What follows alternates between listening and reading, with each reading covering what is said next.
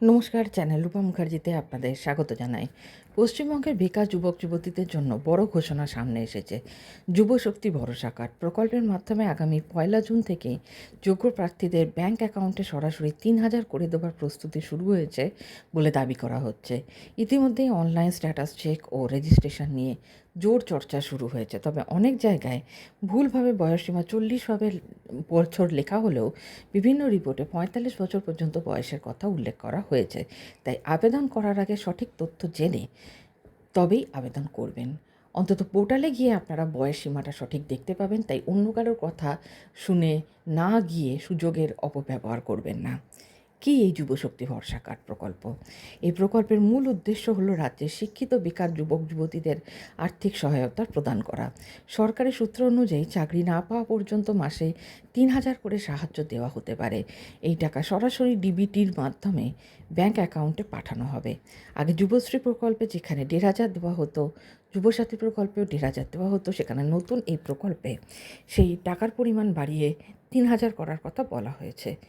প্রাপ্ত তথ্য অনুযায়ী আবেদনকারীর জন্য কিছু গুরুত্বপূর্ণ যোগ্যতা থাকতে হবে।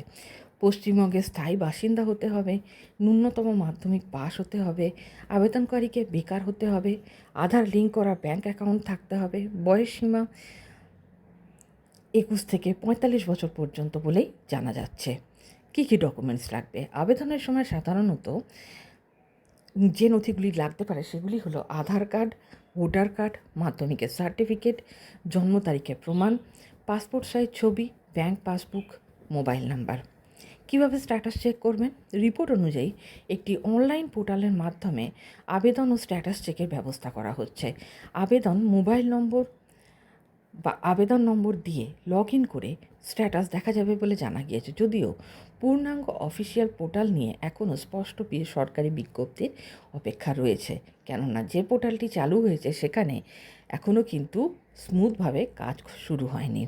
গুরুত্বপূর্ণ বিষয়, অনেক সোশ্যাল মিডিয়া পোস্ট ও ইউটিউব ভিডিওতে বিভিন্ন তথ্য ভাইরাল হলেও সব তথ্য এখনও সম্পূর্ণরূপে সরকারি বিজ্ঞপ্তিতে নিশ্চিত করা হয়নি। তাই আবেদন করার আগে অবশ্যই অফিসিয়াল আপডেট দেখে নেবেন। কোনো প্রশ্ন থাকলে অবশ্যই কমেন্টসের মাধ্যমে করতে পারেন। আমি যথাযথ উত্তর দিয়ে আপনাদের সাহায্য করার চেষ্টা করব। সকলে ভালো থাকবেন।